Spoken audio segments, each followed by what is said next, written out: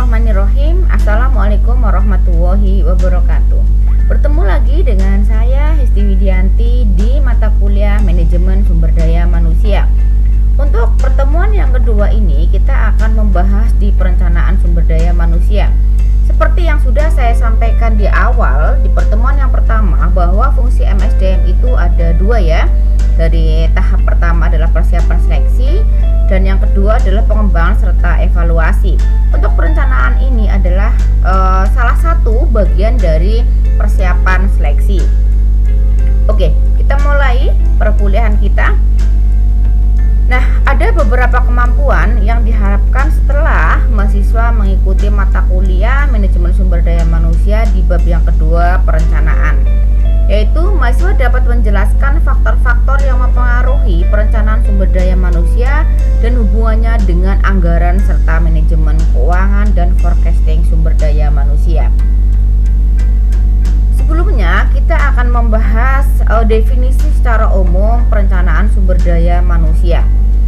Perencanaan sumber daya manusia itu merupakan proses analisis dan identifikasi tersedianya kebutuhan akan sumber daya manusia sehingga organisasi tersebut dapat mencapai tujuannya. Jadi perencanaan ini digunakan ya oleh perusahaan untuk menganalisa bagaimana kebutuhan sumber daya manusia di waktu mendatang atau dalam jangka panjang ya.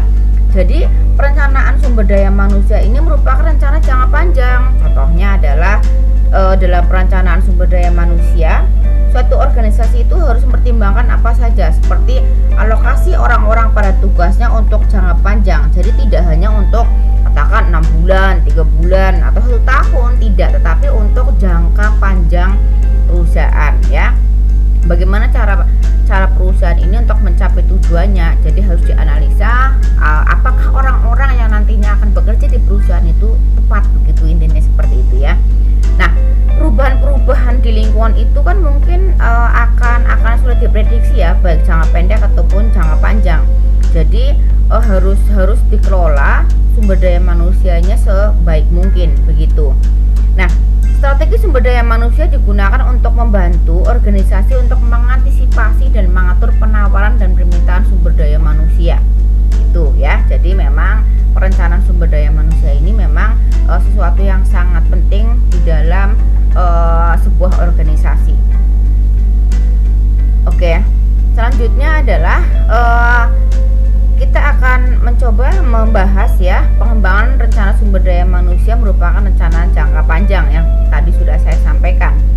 Nah, definisi dari perencanaan sumber daya secara sempit itu adalah mengestimasi secara sistematik permintaan dan suplai tenaga kerja organisasi di waktu yang akan datang. Terus perencanaan sumber daya manusia secara luas ini adalah serangkaian kegiatan yang dilakukan untuk mengantisipasi permintaan bisnis dan lingkungan pada organisasi di waktu mendatang dan untuk memenuhi kebutuhan tenaga kerja. Kesimpulannya apa sih gitu? Kesimpulannya adalah bahwa perencanaan sumber daya manusia memberikan petunjuk masa depan. Ini seperti forecasting ya, peramalan begitu. Jadi ada petunjuk masa depan bagaimana nanti mengolah perusahaan, menentukan di mana tenaga kerja itu diperoleh, terus kapan tenaga kerja itu dibutuhkan, terus untuk mengembangkan tenaga kerja tersebut biar lebih profesional itu ada pelatihan. Jadi pelatihan yang dibutuhkan itu seperti apa gitu. Jadi pengembangannya pun harus dipikirkan dari awal sebelum mencari tenaga kerja gitu ya. Jadi yang namanya perencanaan ini tidak hanya mencari saja, tetapi bagaimana memikirkan tentang pengembangan, tentang penempatan dan lain sebagainya. Nah, selanjutnya ada skema perencanaan sumber daya manusia. Yang pertama adalah dari kepentingan individu, yang kedua adalah kepentingan organisasi, terus yang ketiga adalah dari kepentingan nasional. Ini bicara ya tentang kepentingan perencanaan sumber daya manusia. Ada kepentingan individu jelas. Yang namanya sebuah perusahaan itu pastinya mempunyai pemilik ya. Nah, pemilik ini biasanya mempunyai satu misi ke depan sendiri atau pribadi begitu ya, tetapi pasti harus digabungkan dengan kepentingan-kepentingan organisasi begitu. Nah, kepentingan individu ini juga mempengaruhi bagaimana skema perencanaan sumber daya manusia ke depannya ya. Masukan, saran atau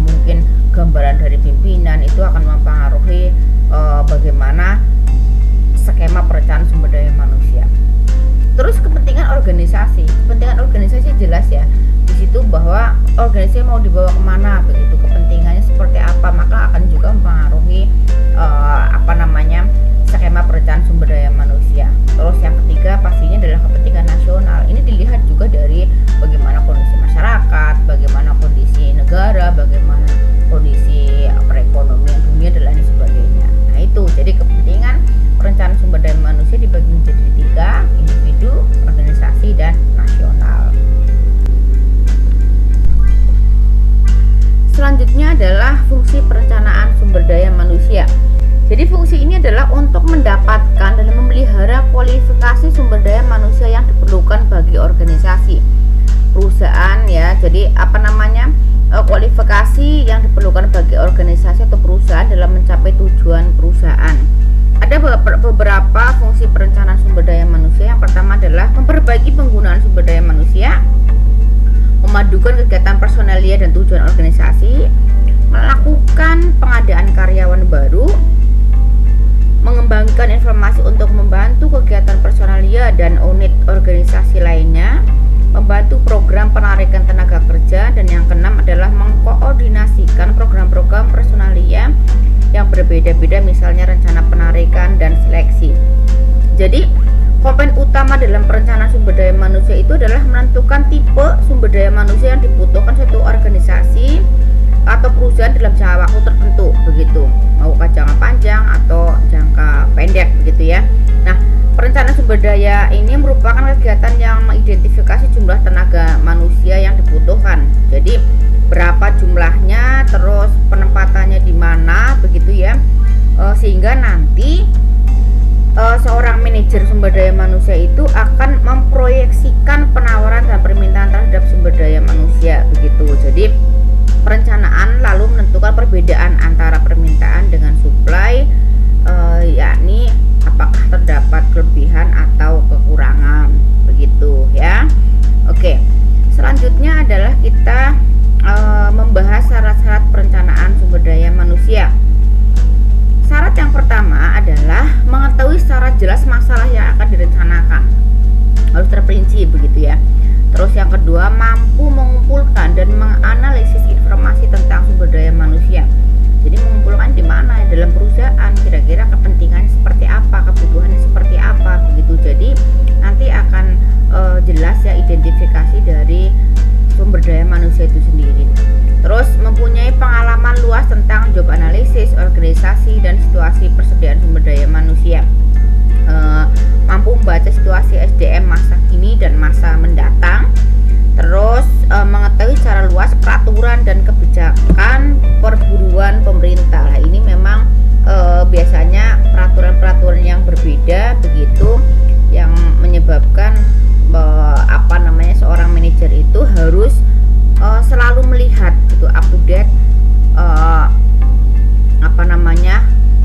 dari undang-undang ya yang diberlakukan di Indonesia terkait dengan peraturan-peraturan tentang tenaga kerja. Apa saja sih kendala perencanaan sumber daya manusia? Nah, kendala perencanaan sumber daya manusia ini ada 4 ya. Kita akan bahas satu persatu. Pertama kita akan bahas dulu kendala di standar kemampuan sumber daya manusia.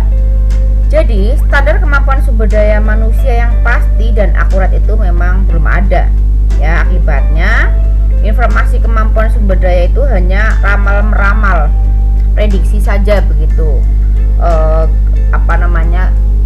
forecasting lah ya. Jadi sifatnya itu masih subjektif. Hal ini menjadi kendala yang lumayan serius dalam perencanaan sumber daya manusia. Jadi untuk menghitung fondasi sumber daya manusia secara pasti itu belum ada, seperti informasi energi mesin dan lain sebagainya. Itu kendala yang pertama. Terus yang kedua, sumber daya manusia adalah makhluk hidup. Artinya adalah bahwa manusia sebagai makhluk hidup tidak dapat dikuasai sepenuhnya seperti mesin. Tidak bisa, ada yang suka, ada yang tidak. Oleh sebab itu nanti mempengaruhi bagaimana kerja masing-masing manusia gitu ya. Jadi hal ini menjadi kendala dalam perencanaan sumber daya manusia, karena itu sulit memperhitungkan segala sesuatunya dalam sebuah rencana. Nah, yang ketiga adalah situasi sumber daya manusia. Persediaan, mutu, dan penyebaran produk yang kurang mendukung kebutuhan sumber daya manusia perusahaan. Begitu. Jadi hal ini menjadi kendala proses perencanaan sumber daya manusia yang baik dan yang benar. Terus yang keempat itu adalah kebijaksanaan perburuan pemerintah, kebijaksanaan tenaga kerja pemerintah. Jadi kebijaksanaan seperti kompensasi, terus kebijaksanaan yang lain lah begitulah ya, itu merupakan menjadi kendala juga ya. Jadi membuat sebuah rencana yang baik dan tepat itu harus memperhitungkan dari beberapa hal, kompensasi, jenis kelamin, warga negara, dan lain sebagainya. Itu adalah kendala perencanaan sumber daya manusia ya. Ada 4 yang tadi sudah saya jelaskan satu persatu. Nah, selanjutnya kita bahas teknik-teknik perencanaan sumber daya manusia. Jadi teknik yang kita bahas di sini adalah teknik yang biasa digunakan oleh perusahaan. Ada juga teknik lain Bu, ada. Jadi ada banyak teknik ya, tetapi saya hanya membahas teknik-teknik yang biasa dilakukan oleh perusahaan saja. Nah, ada berapa nih? Ada sekitar 1, 2, 3, 4, 5, 6, 7 ya. Ada 7 teknik yang digunakan oleh perusahaan. Kita bahas satu persatu. Yang pertama adalah forecast ahli atau perkiraan ahli gitu ya. Nah, jadi di sini ada orang yang ahli dalam mengestimasi kebutuhan sumber daya manusia. Misalnya adalah manajer yakin bahwa beban kerja mengharuskan penambahan karyawan dan lain-lain begitu. Nah, jadi kalau perkiraan ahli ini adalah termasuk keputusan informal ya. Terus yang kedua adalah analisis tren. Terdiri dari metode ekstrapolasi. Ekstrapolasi ini adalah metode memproyeksikan tren masa lalu. Nah, ya, proyeksi masa lalu. Jadi intinya adalah membuat proyeksi di waktu mendatang dengan mendasarkan pada tingkat perubahan masa lalu. Intinya seperti itu. Jadi melalui ekstrapolasi atau proyeksi tren masa lalu, terus indeksasi. Indeksasi itu menggunakan tahun dasar sebagai dasar pengambilan keputusan ya. Terus ada analisis statistik atau ukuran tendensi sentral. Itu analisis tren. Jadi menggunakan data tahun ini, terus tahun yang lalu begitu, dan ada analisis statistiknya. Terus yang ketiga itu adalah analisis beban kerja. Hal ini tergantung pada sifat beban kerja di departemen, cabang, dan divisi. Jadi karena beban masing-masing divisi itu kan berbeda, oleh sebab itu analisisnya pun berbeda. Intinya seperti itu. Terus selanjutnya adalah analisis angkatan kerja. Setiap kali produksi dan jangka waktu harus dianalisis tunjangan yang dibuat untuk mengetahui pendapatan bersih tenaga kerja. Seperti yang saya sampaikan di awal ya, bahwa sumber daya manusia ini ya sebagai motor penggerak, makanya harus diperhatikan dari sisi kompensasinya begitu. Jadi di sini analisis angkatan kerja itu ya penting sekali, karena dilihat berapa pendapatan bersih masing-masing tenaga kerja gitu. Terus metode lain ini bisa menggunakan beberapa metode ya. Beberapa metode ada model matematika dan juga menggunakan bantuan komputer untuk menentukan tenaga kerja. Jadi untuk menentukan kebutuhan tenaga kerja ini seperti ada anggaran begitu, terus analisis perencanaan, terus regresi atau analisis usaha baru. Oke, saya lanjutkan. Terus mengembangkan kerja program. Jadi setelah melakukan perbandingan antara persediaan tenaga kerja dengan perkiraan masa depan, maka program kerja harus dibuat dan dikembangkan sesuai kebutuhan. Hal ini itu mencakup apa saja?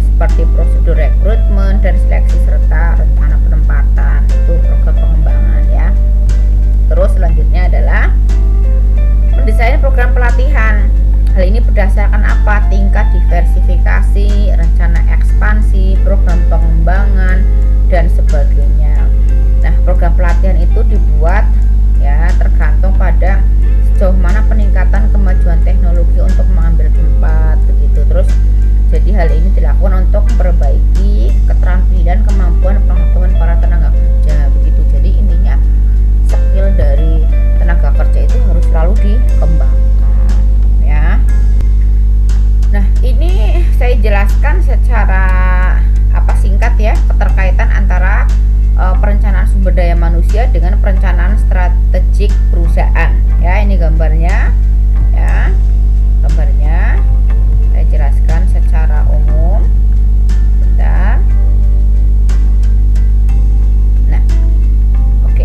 Jadi begini, sebelum perencanaan sumber daya manusia termasuk di dalamnya adalah strategi perusahaan ya, yaitu strategi dalam pengolahan sumber daya manusia dalam perusahaan. Artinya apa?